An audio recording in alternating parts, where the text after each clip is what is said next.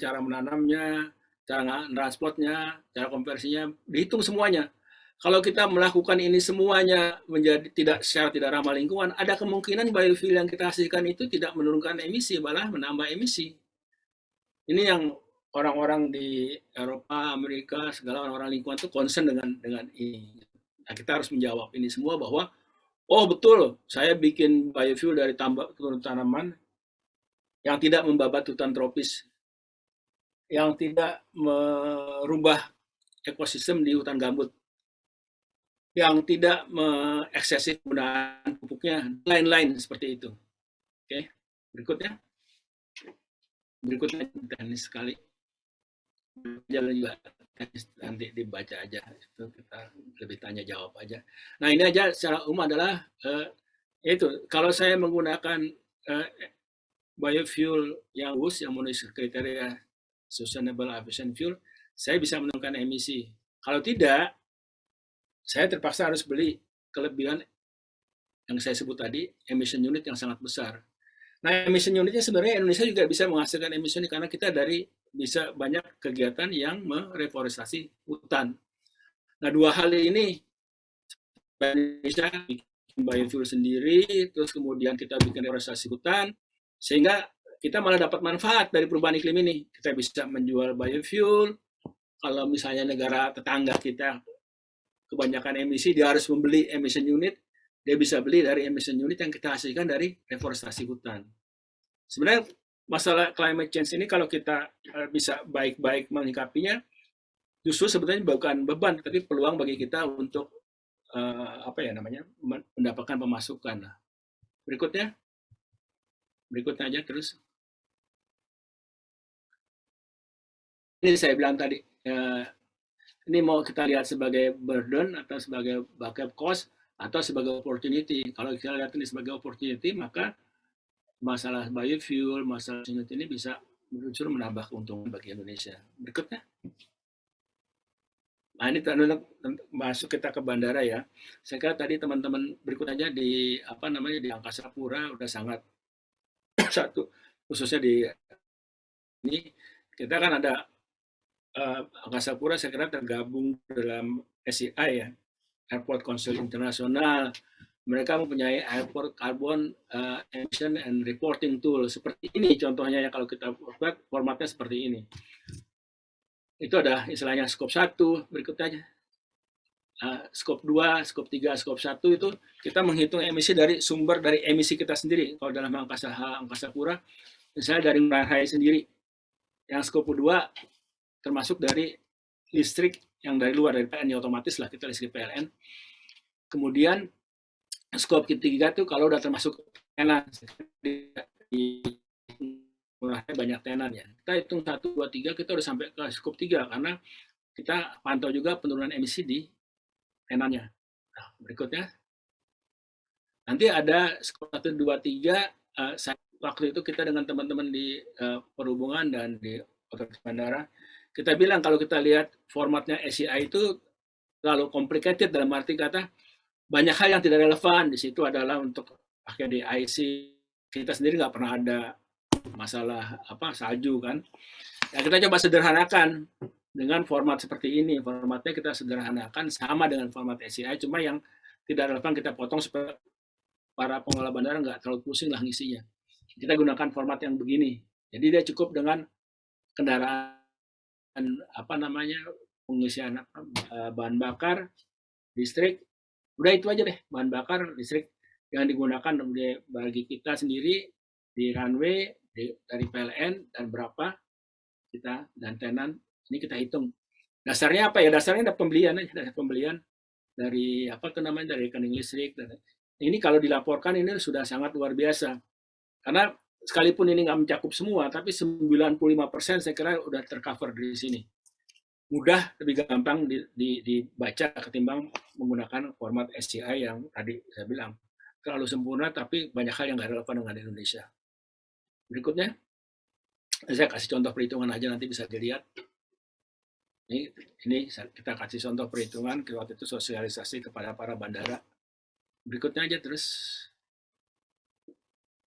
saya ini sama juga. Ini Nanti kan kita bilang gini, ada level 1, level 2, level 3, level 3 plus, sebenarnya ada level 4 ya. Level 1 itu baru baru mapping, kita bilang inventory aja lah, bahwa kita kita kita inventarisir sumber emisi di bandara itu apa aja. Nah, kalau kita naik meninggalkan level 2, bukan hanya pengen tahu sumber emisinya, tapi kita sampai kepada upaya penurunan emisinya apa, gitu. Nah, kalau level 3, kita ikut sertakan si tenannya, bukan hanya kita aja. Nah, level 3 plus neutrality itu kita udah sampaikan harapannya nanti pada saat kita mencapai satu titik, upaya kita menurunkan emisi itu sudah balance dengan emisi yang kita keluarkan, sehingga kita sudah netral, artinya kita tidak meningkatkan emisi karbon lagi, karena upaya-upaya penurunan emisi tadi kan Pak Vivi mengatakan pakai PLTS dan lain-lain, pengolahan sampah, recycle, seperti gitu. Kalau itu udah sedemikian besar, sehingga itu bisa mengimbangi pengeluaran emisi yang kita kita hasilkan. Berikutnya, ikutnya gitu aja, terus lanjut. Ini hanya menyatakan bahwa di tiap daerah emission faktornya beda. Kalau saya pakai listrik PLN di Jawa Bali sama di daerah lain ya, misalnya di mana di Makassar atau di Papua, pengalinya beda. Kalau di Jawa Bali itu pengalinya mungkin sekitar 0,84 0,78. Kalau di daerah lain bisa bisa lebih kecil, bisa juga lebih besar. Ada listnya, PLN mengeluarkan listnya seperti ini. Berikutnya. Nah, ini yang lagi in sekarang, saya sebut net zero. Dan kalau di aviation sekarang lagi in namanya long term aspirational goal. Jadi target jangka panjang. Kalau di net zero kita dengar mungkin ini bahwa tahun 2050 semua negara ini akan menurunkan emisinya sehingga tercapai net zero. Apa itu net zero? Zero itu artinya tadi saya singgung, emisi yang kita keluarkan sudah ditambah dengan upaya kita menurunkan emisi, ya sudah menyebabkan total emisinya itu nol. Nah, jadi kita akan dua hal kita lakukan sekaligus. Emisinya kita upayakan turunkan, terus kita gunakan, kita tambah lagi namanya carbon removal. Cara carbon removal gimana? Tanam pohon. Tadi kan disinggung juga Angkasa Pura nanam pohon gitu. Nanam pohon yang paling gampang, paling sederhana depan mata kita adalah tanam pohon. Tapi sebetulnya yang lebih bagus adalah tanam hutan ya. Banyak pohon yang nggak bisa, cuma 20, 30 atau semua 100, 200 itu kecil sekali. Nah, ditambah yang secara teknis ada namanya carbon storage. Jadi karbon CO2-nya ditangkap, masukin, diinjak ke dalam tanah. Tapi itu terlalu teknis lah. Tapi kira-kira gitu. Baru untuk kita bisa mencapai namanya net zero. Berikutnya.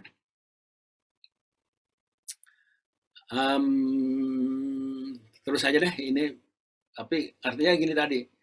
Reduction ditambah removal tambah avoidance itu harus menghasilkan net zero. Emisi yang kita turunkan, kita hasilkan ditambah dengan, sebenarnya dikurangi ya, dengan emisi yang bisa kita serap, misalnya lewat tanaman hutan, ditambah hal avoidance itu artinya tadi Pak VP mengatakan sampah. Sampah itu kan kalau dibiarkan akan menjadi emisi. Tapi kita recycle, namanya kita mencegah agar tidak terjadi emisi, namanya avoidance itu. Jadi ini ada hitungannya ya, sehingga ini ditambah ini, syukur-syukur dia menjadi nol pada satu titik. Kasarnya begitu. Nah, secara dunia kita mengharapkan itu terjadi tahun 2050. Tetapi masing-masing negara beda, karena ada negara yang mampu, ada negara yang nggak mampu. Kalau negara-negara barat, mereka bilang tahun 2050 saya akan mencapai net zero. Indonesia sendiri, Pak Presiden menyatakan bahwa tahun 2060 kita akan mencapai net zero. Berikutnya. Terus saja, saya kira terus saja. Cepat aja. Net zero tadi. Nah, net zero-nya ini berikutnya nih. Net zero-nya dari mana? Nah, ini bisa dari penanaman pohon, bisa dari sungai lagi. Laut, laut juga menyerap CO2. Dari tanah juga menyerap CO2. Pengeluarannya dari mana? Utamanya dari aktivitas manusia ini tadi. Berikutnya. Terus saja tanya. terus udah terlalu teknis ini, terus aja. Nanti dibaca aja lah ini. Saya terusin aja Pak, ini cepat aja, terus aja terus. Itu dibaca aja nanti ini terus ini menjelaskan, masih menjelasin net zero karena di aviation itu lagi in sekarang, jadi waktu itu saya presentasi di perhubungan. Terus kita langsung ke sini aja deh. Bab 6 kesimpulan. Kalau dengar cerita dari Pak Wendy begitu, terus saya harus ngapain kesana-sana seperti itu. Kata orang pinter ini antara lain yang dikumpulkan oleh World Resource Institute nih. Pertama adalah kita transisi energi. Transisi energi kita guna apa? Yang pertama, upayakan energi fosil itu ya sudahlah, jangan ditambah lagi energi fosil. Terus yang kedua, kita investasi ke energi terbarukan. Tadi kan misalnya dengan pembangkit listrik tenaga surya gitu ya, lampu LED dan lain. Terus yang ketiga apa? Retrofit. Kita upayakan kalau kita punya katakanlah mesin atau yang boros itu, kita perbaiki, ganti dengan mesin yang lebih baru yang lebih ramah, lebih rendah emisinya. Ya. Dekarbonisasi, artinya upayakan menggunakan misalnya apa yang menghasilkan karbon sekecil mungkin, atau kita ganti dengan yang tidak menghasilkan karbon. Kalau PLTS kan tidak pakai karbon, tidak menghasilkan karbon, kecuali membuatnya. Nah, kemudian yang kelima apa? Shift kepada mobil listrik misalnya ya. Mobil yang sekarang pakai mobil di apa JSI-nya, ground support equipment di bandara tuh kalau di banyak-banyak tempat tuh udah pakai mobil listrik. Saya nggak tahu. Katanya dulu pernah Angkasa Pura, waktu bukan Angkasa Pura, apa namanya? Gapura Angkasa pernah investasi untuk ini mobil listrik dan GSA listrik. Saya nggak tahu lagi progresnya seperti apa. Yang keenam apa ini? Saya nggak bisa baca. Ya, kurang lebih seperti itulah. Saya nggak bisa baca. Ini kalau di yang 7 ini pesawat dekarbonisasi. Dekarbonisasi itu begini. Di IQ kita sedang membicarakan bahwa kemungkinan apakah kita aftur, tapi dari hidrogen GH2 atau dari bahan bakar, dari pesawat berbasis listrik, baterai listrik. Yang ke-8 tanam pohon lah, tanam pohon. Yang ke-9 kalau kita makan, gunakan makanan, upayakan jangan kebuang-buang lah, yang seperlunya gitu. Kurang lebih seperti gitu, 10 metode itu yang kita sebenarnya secara individu bisa lakukan. Berikutnya. Nah, jadi kalau kita sebagai orang angkasa pura, paling kecilnya kita bilang, oh apa sih yang harusnya kita diharapkan? Ya sudahlah, sesuai dengan misi Angkasa Pura 1. Kemarin kita diskusi dengan staf dari Angkasa Pura, yaitu bahwa AP1 berkontribusi positif, tadi kan diulang-ulang sekali ya oleh Mbak Vivi, terhadap lingkungan hidup. Diperlukan partisipasi seluruh lapisan dan unit Angkasa Pura 1 untuk dapat misi tersebut. Jadi sekalipun kecil, misalnya, oh saya bukan di bagian lingkungan Pak, atau saya bukan di bagian ini. Enggak. Praktis ini masalah lingkungan mencakup semua elemen kita. Bahkan orang bilang sampai Pak, jangan terlalu boros pakai kertas. Kalau hanya membuat draft di baliknya, kan seperti begitu. Itu salah satu upaya, dan itu sudah mulai banyak sekarang di kantor-kantor, apalagi kantor-kantor anak-anak yang milenial. Kalau tidak harus di print, nggak harus di print. Kalau terpaksa di print, draft, pakai apa namanya kertas yang sebaliknya, seperti gitu. Kalau sudah betul-betul net, terpaksa harus baru kita pakai kertas baru. Kurang lebih itu kecil, tetapi ya itu hanya bisa berhasil kalau semuanya melakukan hal yang ke arah itu. Jadi kita harus terus berupaya untuk meminimalisir dampak negatif yang timbul dari operasional bandar udara terhadap lingkungan hidup, dan hal ini merupakan tanggung jawab tentunya seluruh insan di Angkasa Pura 1. Message-nya kurang lebih seperti itu. Berikutnya. Saya kira itu yang bisa saya sampaikan. Jadi kalau kita mau gali lagi dalam tanya jawab, kita bisa lakukan.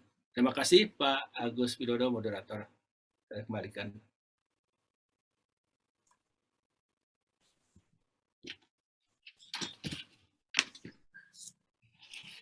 Baik. Baik, terima kasih Pak Wendy Ari Tenang. Luar biasa paparannya. Aplaus dong buat Bapak Wendy Aritena.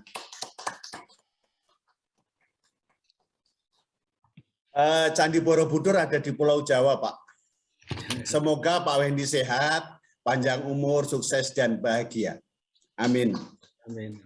Candi Prambanan ada di Pulau Jawa juga, Pak. Semoga ilmu Pak Wendy makin banyak berguna bagi nusa bangsa dan kemajuan peradaban dunia. Amin. Bapak Ibu yang kami hormati, sudah ada beberapa peserta yang sudah mengirim pertanyaan melalui chat Q&A. Untuk pertanyaan yang pertama, izin Pak Wendy saya bacakan.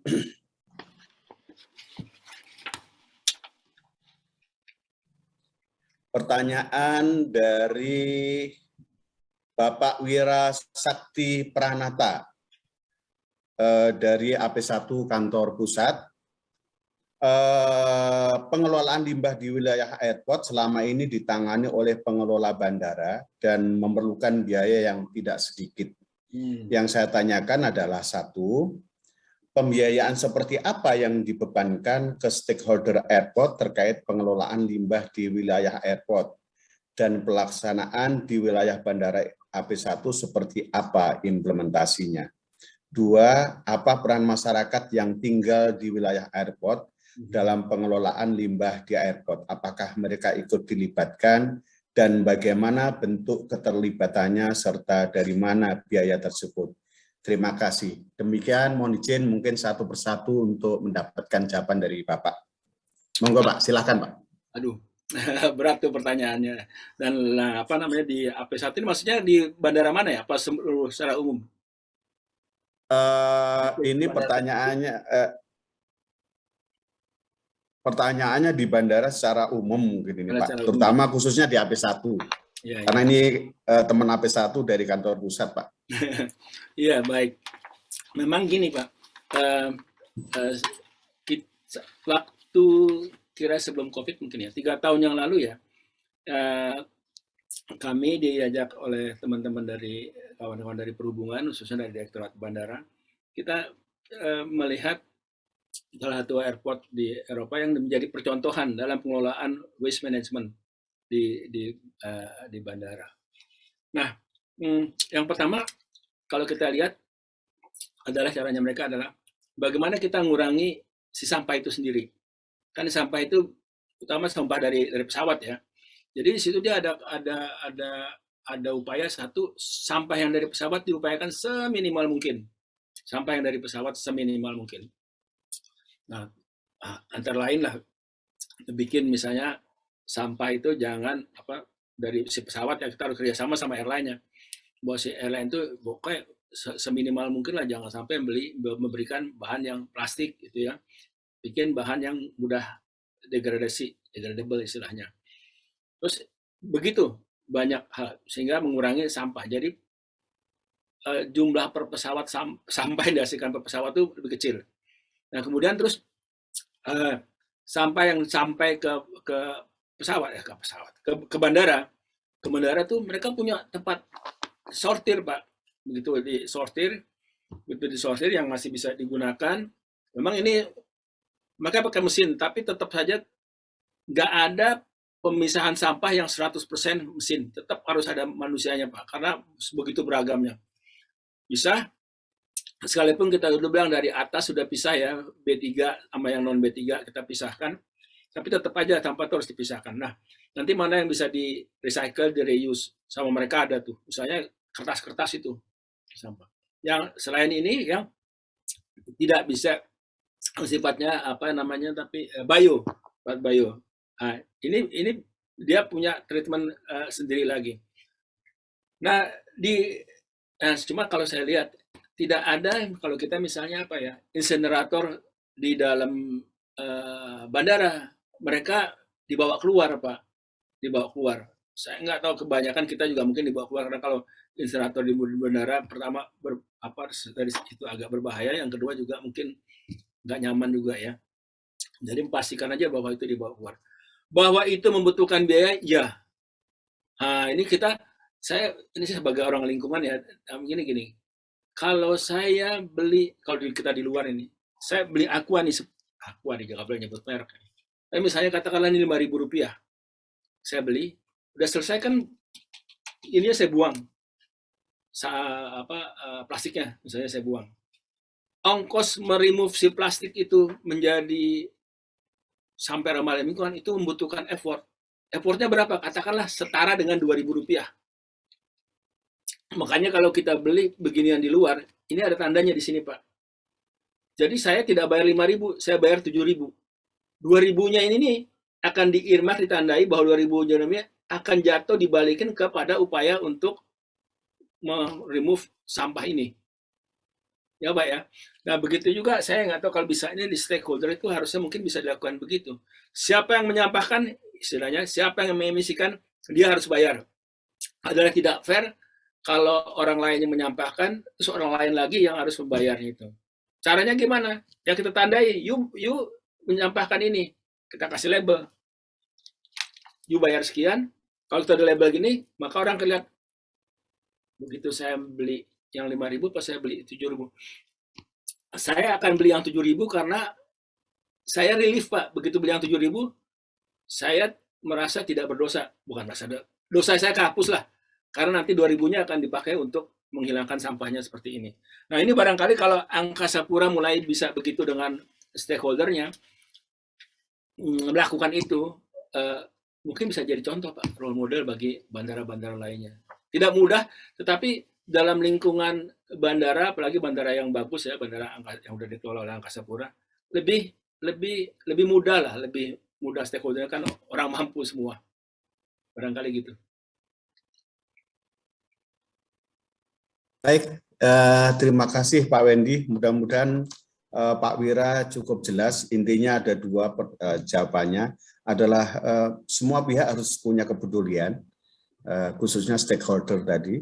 Dan ya tadi catatan dari kami adalah siapa yang menyampahkan, maka itu yang membiayakan gitu Pak, sederhananya. Cuman tentu ini bagaimana regulasinya dibuat sehingga semuanya bisa berjalan dengan baik. Kira-kira itu. Terima kasih Pak. Untuk pertanyaan berikutnya Pak. Pertanyaan berikutnya coba saya bacakan. Ini pertanyaan dari Co-General Manager Bandara Juanda Pak. Bapak Barata Singgih Wahono. Selamat siang Pak Barata.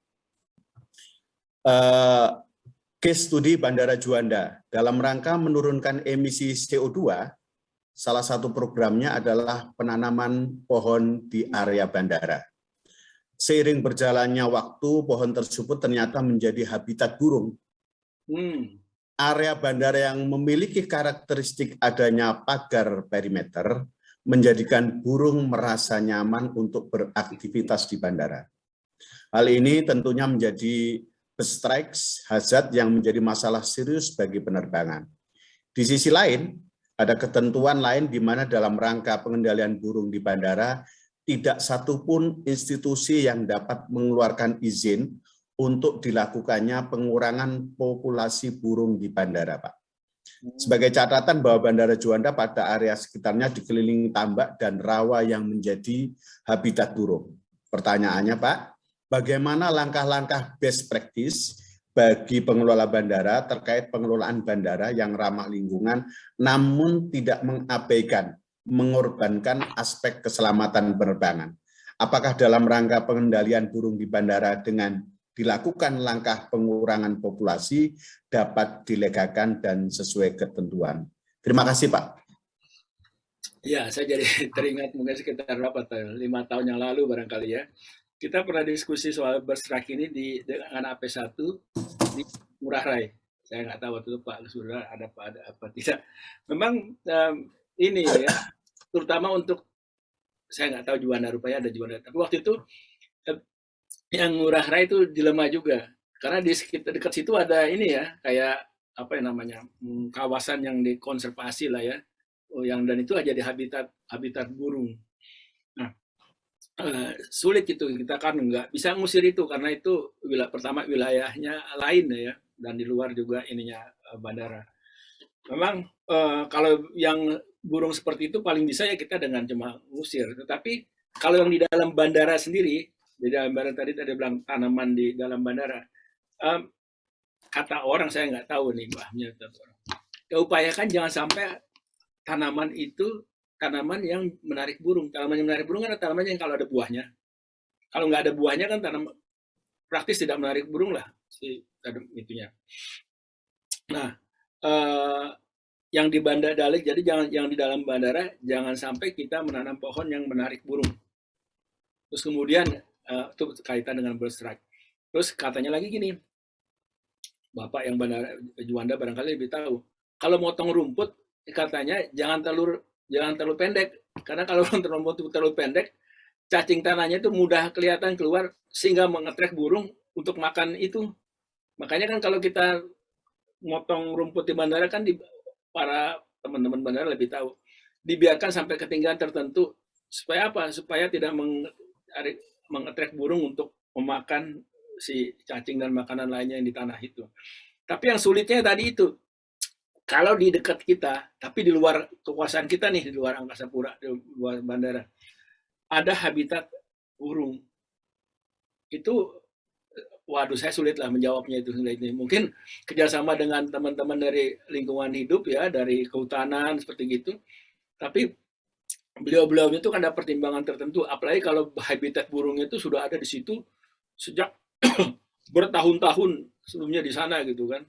Gangguan itu nggak mungkin kita usir lah, nggak mungkin kita usir semua. Dia yang paling bisa adalah kita barengi dengan upaya untuk menghalau dari di area bandara.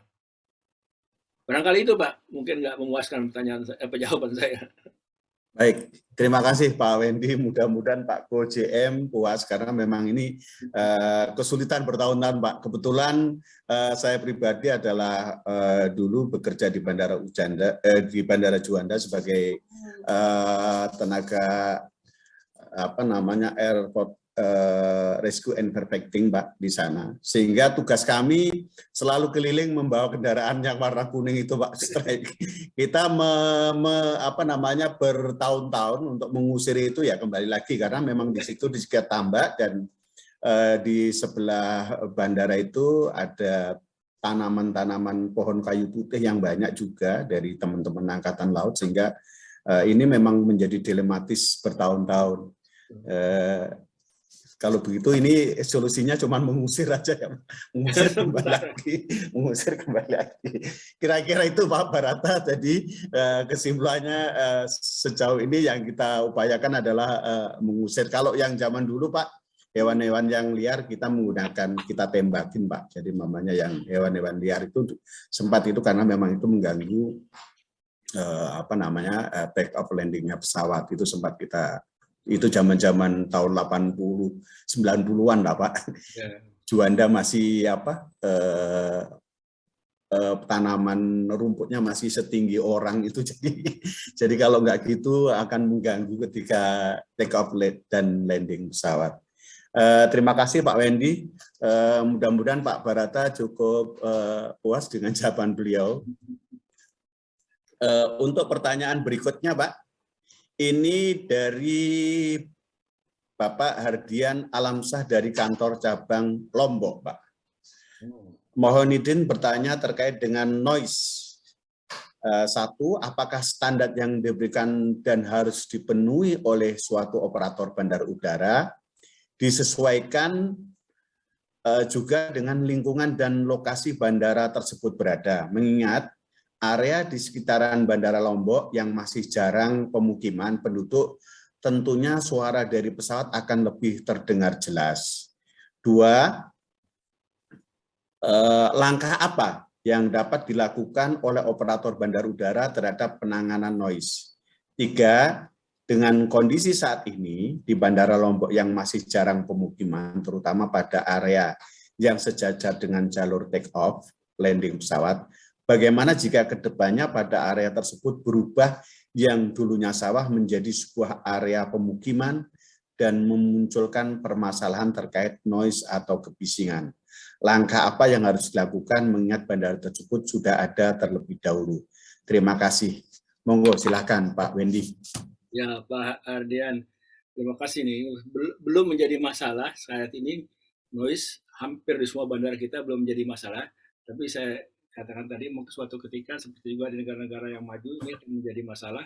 Dan Pak Ardian sudah menanyakan ini Pak Ardian menarik. Jadi gini, eh, maksudnya kan tadi bukan kalau kurang penduduk lebih terdengar, maksudnya kalau penduduknya nggak ada terdengar ya nggak apa, nggak ada orang kan, karena noise itu kan yang masyarakat yang terganggu kan.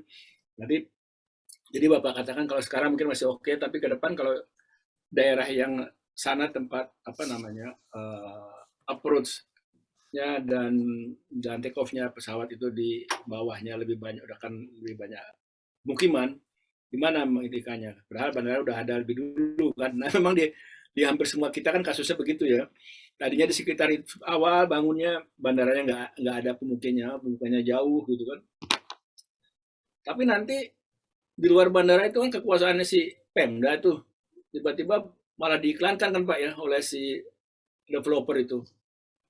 Perumahan ini hanya 5 menit dari bandara. Itu justru menjadi daya tarik, aneh kan? Menjadi daya tarik itu, seneng dia saat itu begitu banyak situ, malah ngeluh, kok airport ini membuat saya bising seperti gitu. Itu yang kita hadapi sebagai pengelola bandara terhadap ininya. Nah makanya IQ itu mengintroduce yang dia sebut a balance approach, Jadi pendekatan keseimbangan. Yang satu pertama adalah gini, balance approach itu adalah kita harus menyeimbangkan antara keperluan bandara, keperluan efisiensi take off sama landing, keperluan dari tata ruang pemukiman di sekitar situ. Jadi bilang, kalau si tata ruang pemukiman kan makin dekat bandara seolah-olah makin bagus dibuka karena nilai komersilnya tinggi. Untuk si bandara kan nggak kepingin dikelilingi oleh pemukiman. Nah, terus gimana ini? Nah, balance tersebut artinya mencari keseimbangan seperti itu. Makanya kan kita bilang, yang stakeholder bandara itu bukan hanya kita, bukan hanya Angkasa Pura, pengelola bandara, dan orang pengetenan, dan juga perhubungan, tetapi Pemda. Makanya Pemda itu harus sebenarnya dari waktu ke waktu ada apa sih namanya kalau bandara ada apa bandara konsel atau bandara komite yang sebetulnya si Pemda itu harus tahu dari awal bahwa ya kan dari awal kita udah sepakati tata ruangnya begini. Waktu kita bikin bandara kan terus tahu tata ruang itu. Yuk kita sama-sama komit dengan tata ruang seperti itu. Jangan sampai si Pemdanya katakanlah berubah pemerintahan daerah, perubahan ini terus dia rubah lagi tata ruangnya gitu. Nah ini yang terjadi. Tapi saya lihat itu kecenderungan sekarang mudah-mudahan ya dan kelihatannya sudah menjadi lebih bagus karena banyak pemerintah daerah sudah bukan lebih paham ya, lebih menghargai lah mengenai perlunya tata ruang dan perlunya menjaga bandara tersebut. Jadi gitu Pak. Jadi Bapak harus pastikan dari waktu ke waktu yang meeting dengan si stakeholder ini termasuk pemerintah daerah. Jadi kalau ada orang mau bikin developer mau rubah itu, Bapak boleh bilang ini tata ruangnya nggak begitu kok. Saya yakin waktu dibuat tata ruang Bandara Lombok di sekitarnya kan nggak ada pemukiman. Jangan dirubah lah. Kalau dirubah nanti bisa berat. Nanti kita yang udah ada justru dituntut sama mereka karena menyebabkan kebisingan. Kira-kira gitu Pak barangkali. Oke, terima kasih Pak Wendy. Mungkin izin barangkali ya, secara regulasi barangkali Pak bisa didukung oleh undang-undang atau PP sehingga itu akan berlaku sepanjang masa. Mungkin itu Pak. Karena kalau masing-masing daerah nanti ada otonomi daerah terus mempunyai kebijakan masing-masing barangkali antara masing-masing daerah berbeda kepentingan politik, berbeda kemauan sehingga akan berubah. Apalagi bandara itu kan seperti gula, Pak. Sehingga begitu gula ada, pasti semut akan mengitari gula tersebut. Betul. Kira itu dari sisi regulasinya harus ada regulasi yang lebih tinggi ya, kan tergantung pemerintah daerah. Setuju saya. Terima kasih. Baik, terima kasih Bapak. Untuk pertanyaan berikutnya, pertanyaan keempat Bapak. Izin saya sampaikan dari Dieta AP1 Semarang.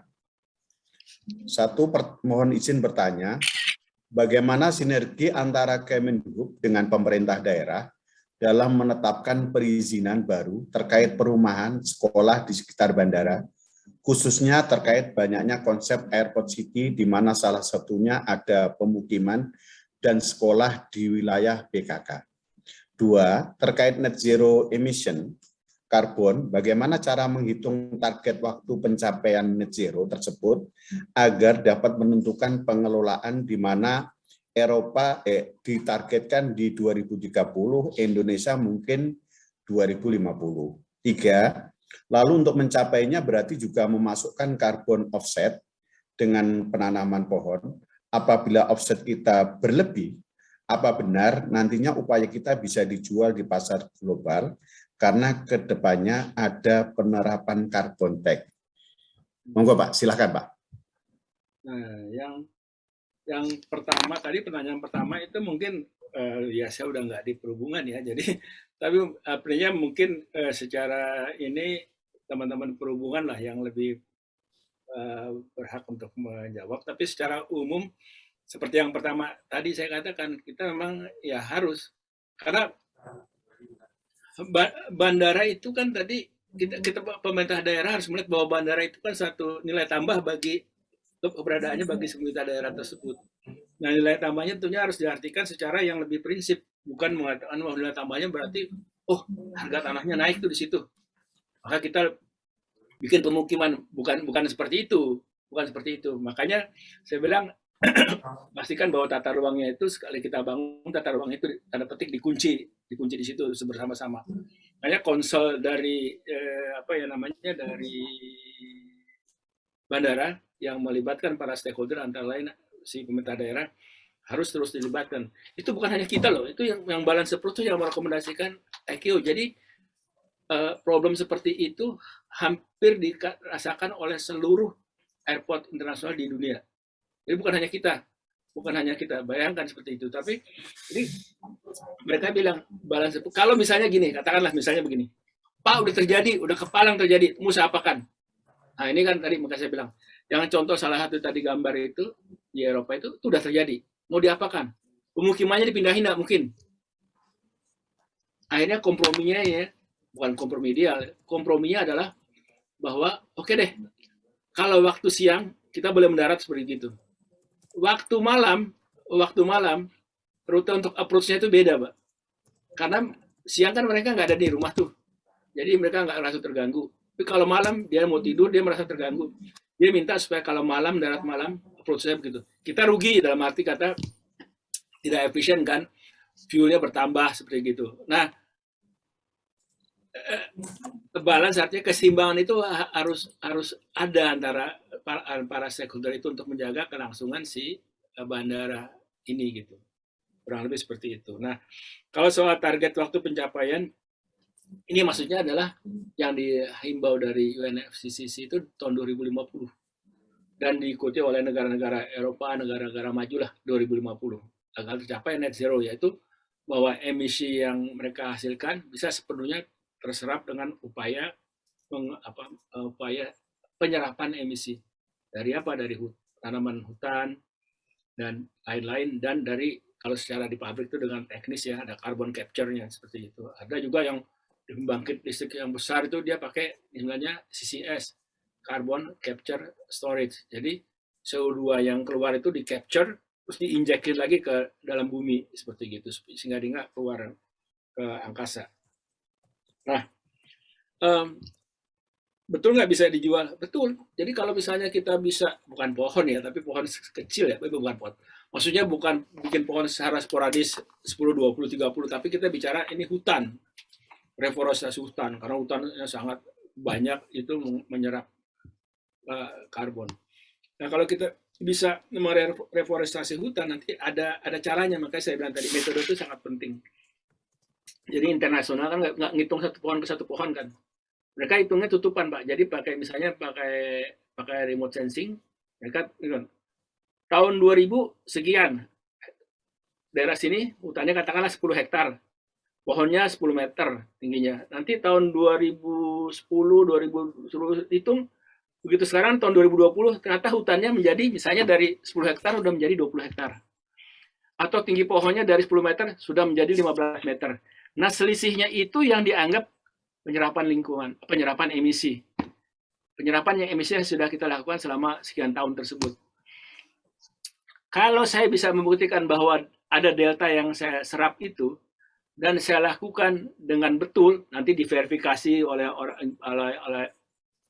perusahaan verifikator internasional, diverifikasi dan betul, angkanya juga ngitungnya betul, maka itu bisa dijual. Itu yang bernilai uang. Seperti gitu. Makasih. Baik, terima kasih Pak Wendy. Mudah-mudahan ini Mbak Dita apa Mas Dita, soalnya tulisannya cuma Dita Pak, jadi saya tidak tahu jenis kelaminnya Pak. Kalau nggak laki-laki ya perempuan Pak, nggak mungkin bencong Pak. Terima kasih, mudah-mudahan terjawab dengan baik. Kemudian pertanyaan yang kelima Pak. Ini pertanyaan ini karena waktunya terbatas Pak, izin pertanyaannya ini mungkin pertanyaan terakhir. Karena semua mungkin banyak yang bertanya karena banyak yang sangat antusias di Bapak karena banyak yang japri. Saya materinya bagus dan seterusnya, tadi tanya materi dan seterusnya Pak. Luar biasa Pak, mudah-mudahan bermanfaat. Terutama teman-teman yang secara day to day tidak berhubungan dengan unit teknis ini Pak.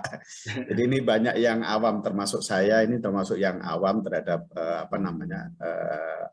secara teknis ya terkait dengan Eco Airport ini.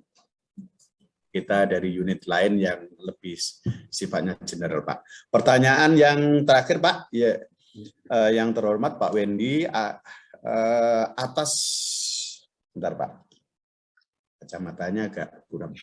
Atas telah diimplementasikan program Eco Airport di Bandara AP1, contoh Bandara Bali, dan telah diperolehnya, ini pertanyaan dari Pak Palti Maurits dan Andreas Indratikta Pak, dari kantor pusat, dijadikan satu.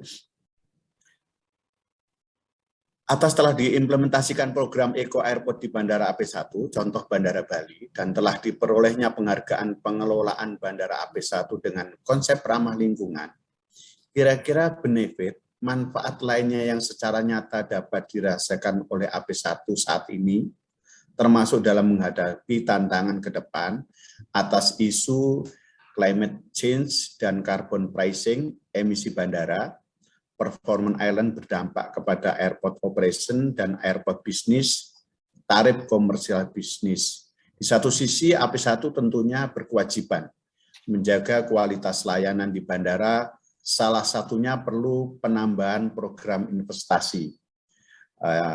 CAPEK, pengembangan pembangunan terminal dengan konsep Green Airport, dan timbul OPEX atau cost agar bisa selaras guna mendukung program pemerintah yang ramah lingkungan. Salam sehat, terima kasih. Terus kemudian pertanyaan berikutnya, apakah pengelolaan lingkungan ini bisa menjadi salah satu poin untuk penetapan harga Airportech baik BJP 2U atau BJP 4U? Serta apakah bisa menetapkan biaya untuk mencas airline atau tenan terkait pelayanan lingkungan di bandara. Apakah bisa kita tagihkan biaya-biaya tersebut kepada airline, penumpang, dan pengguna fasilitas lainnya? Mohon maaf Pak, pertanyaannya panjang ini karena dua orang jadikan satu untuk menutup sesi pertanyaan kepada Bapak. Monggo silakan Pak, dijawab Pak. Terima kasih. Itu pertanyaan tentunya dari level manajemen nih. Tentunya kan orang gini, kalau kita di level manajemen dulu, kita sama-sama Pak Faik di Garuda kan, itu kita waktu beliaunya di deteksi di Garuda, saya komisaris di Garuda. Jadi kita kalau dari tanya kan dari yang punya perusahaan kan bottom line Pak ya. Bottom line-nya apa nih gitu kan, itu untung-hitungnya akhirnya ujung-ujungnya adalah untungnya apa ruginya ya. Oke, ada poinnya sih tentunya lingkungan gini, tapi paling cepat ditanyanya adalah bottom line apa. Oke. Yang pertama Pak, lingkungan tuh begini kita ngelihatnya bahwa apakah dia mendatangkan keuntungan. Tapi orang lalu ngelihatnya begini,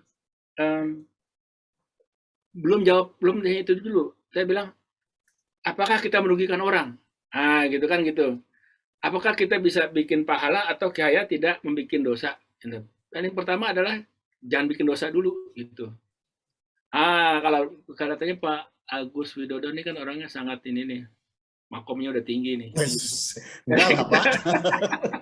Enggak Pak. Jadi pertama jangan bikin dosa dulu lah. Pertama netral dulu aja dulu. Nah kalau setelah itu kita bisa dapat manfaatnya dari situ, ya boleh kita ini kan. Nah sekarang oke lah anggap pada poinnya bahwa yang pertama kita harus tanggung jawab kita adalah jangan mencemari lingkungan. Udah, katakanlah selesai tidak mencemari lingkungan. Ternyata kalau kita tidak mencemari lingkungan, itu otomatis keuntungannya itu datang sendiri, cepat atau lambat. Nah, karena keuntungan yang sekarang kalau saya baca ini tadi kan beberapa penghargaan Pak ya, belum bisa dimonetize itu, belum bisa dimonetize atau belum tahapannya. Mungkin nanti kalau setelah punya penghargaan, kita punya apa tuh namanya lagi mungkin akreditasi misalnya dari SCI seperti gitu ya. Nah, kan kita pertama aja yang paling pertama aja pengakuan dari nasional maupun dari internasional. Kan kalau kita di airport internasional ada tuh setiap tahun dikeluarkan bahwa airport-airport yang sudah terakreditasi sampai level berapa. Terus mereka menghitung bahwa airport-airport yang efisiensinya tinggi, yang karbon per orang per penumpangnya seberapa mereka mengeluarkan.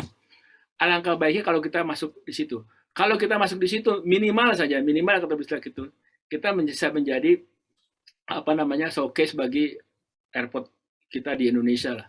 Kita bisa bilang, oh airport Ngurah Rai sudah kriterianya sama bahkan lebih tinggi dari rata-rata internasional begitu. Apalagi Bapak kan sebentar lagi meng-host G20 tuh. Saya kira Bandara Ngurah Rai salah satu yang dibanggakan lah seperti gitu. Nah, hal seperti begini nanti apakah nanti bisa men-charge apa namanya kepada tenan atau kemana ya mau dibicarakan. Apakah nanti bisa menjadi lebih rendah apa sih namanya istilahnya PJPU atau apa sekarang airport tax-nya? Ya barangkali kalau Bapak bilang baik-baik ke perhubungan dan itu siapa tahu bisa begitu. Tapi intinya kira-kira gitulah manfaatnya itu yang pertama adalah bahwa kita lepas dari kalimat bahwa kita adalah bagian dari yang mencemari lingkungan. Pertamanya dari situ Pak. Saya kira itu Pak. Baik, terima kasih Pak Wendy. Barangkali mungkin ini karena yang mengeluarkan biaya adalah korporasi dan nilainya cukup tinggi Pak. Barangkali sementara mereka mungkin seperti Angkasa Pura I atau perusahaan lain juga dituntut untuk memberikan dividen yang besar kepada bangsa dan negara, pada pemegang saham, sehingga mungkin itu yang menjadi hitung-hitungan. Beda barangkali dengan pribadi, kita bersedekah itu kan tidak langsung berdampak. Saya sedekah 1 juta terus dapat 2 juta atau 3 juta, tapi ada dampak kesehatan dan sosial. Barangkali mungkin kalau boleh kami padankan mungkin seperti di daerah barangkali di Pemda. Apa sih adanya bandara yang sudah berapa duit yang diberikan kepada pemerintah daerah. Padahal dari dampaknya ada bandara, ada multiplier efek yang dirasakan manfaatnya oleh itu yang rupiahnya tidak bisa dihitung. Iya. Cuman mungkin dari sisi hitung-hitungan keuangan dari Pemda ini berapa sih dari Bandara Juanda masuk ke mana? Masuk ke iya kas Pemda. Kok cuma segini? Sementara yang multiplier efek tadi tidak dihitung. Mungkin seperti itu barangkali Pak. Baik, terima kasih Pak Wendy atas jawabannya, dan buat teman-teman hanya 5 pertanyaan yang bisa kami rangkum dari beberapa pertanyaan yang masuk karena memang ada keterbatasan waktu. Sekali lagi terima kasih Pak Wendy Aritenang. Beli ban kendaraan cukup yang bekas. Semoga jawaban dari pertanyaan tadi cukup jelas dan puas. Bapak Ibu peserta webinar series yang kami hormati, Mustofa mencuci sepeda mini sampai mengkilat. Jangan lupa ya mengisi daftar absensi untuk mendapatkan e-sertifikat. Karena kalau Bapak Ibu tidak mengisi absensi tersebut dan mensubmit, maka Bapak Ibu tidak dikirimi e-sertifikat yang akan secara otomatis masuk di email Bapak Ibu peserta webinar. Izinkan Bapak Ibu dan Pak Wendy untuk menyimpulkan paparan yang telah disampaikan oleh narasumber tadi sebagai berikut. Intinya Pak Wendy tadi sudah menyampaikan kesimpulan di akhir tadi, ada beberapa item, tetapi kami menyimpulkan secara keseluruhan bahwa sesuai dengan misi Angkasa Pura I, yakni harus berkontribusi positif terhadap lingkungan hidup, diperlukan partisipasi seluruh lapisan dan unit di Angkasa Pura I untuk dapat mencapai misi tersebut. Tentu saja juga para stakeholder dan para Bapak Ibu peserta webinar yang eksternal di lingkungan masing-masing, khususnya yang bekerja di lingkungan bandar udara. Kedua, kita harus terus berupaya untuk meminimalisir dampak negatif yang timbul dari operasional bandar udara terhadap lingkungan hidup, dan hal ini merupakan tanggung jawab seluruh insan Angkasa Pura I, bukan hanya unit teknis terkait. Demikian kesimpulan yang dapat saya sampaikan atas webinar siang ini. Untuk sesi berikutnya penyerahan cenderamata dari PT Angkasa Pura I kepada Bapak Wendy. Mohon izin Bapak Wendy, izinkan pada kesempatan siang ini sebagai bentuk apresiasi PT Angkasa Pura I kepada Bapak yang telah berkenan berbagi ilmu pada webinar siang ini, sudah disiapkan oleh tim PT Apris 1 berupa cenderamata. Untuk itu mohon izin bantuannya Bapak Hari Budi Waluyo selaku Vice President Training and People Development untuk secara simbolis menyerahkan kepada Bapak Wendy Aritenang. Monggo Pak Hari Budi Waluyo. Baik, terima kasih Pak Agus Widodo. Jadi dengan mengucap alhamdulillah atas penyampaian paparan Bapak tadi, izinkan kami mewakili dari jajaran manajemen PT Angkasa Pura I Persero, terkhusus dari Airport Planning and Project Development serta Training and People Development, sebagai ungkapan rasa terima kasih kami haturkan cindramata untuk Pak Wendy. Berkenan Bapak, mohon untuk diterima. Iya, terima kasih Bapak atas telah ditunjukkannya cindramata kita. Izin barangkali Pak Wendy sengaja cindramata itu kami pilihkan dengan filosofi wayang Pandawa 5. Ini karena memang Pandawa 5 adalah tokoh-tokoh yang mewakili cerminan sifat-sifat baik dan bijaksana dalam diri manusia, Bapak. Dan tentunya sejalan dengan tema webinar kita kali ini, ya, untuk selalu ingat bersikap baik dan bijak dalam menjaga serta merawat lingkungan tempat hidup kita dan tempat kita bekerja. Tidak hanya untuk hari ini saja, namun juga untuk masa depan. Matur suwun, terima kasih Pak Wendy dari kami semuanya. Demikian dan semoga berkenan untuk diterima. Terima kasih banyak. Terima kasih, kami kembalikan ke Pak Agus Widodo. Baik, terima kasih Pak Eri dan Pak Wendy.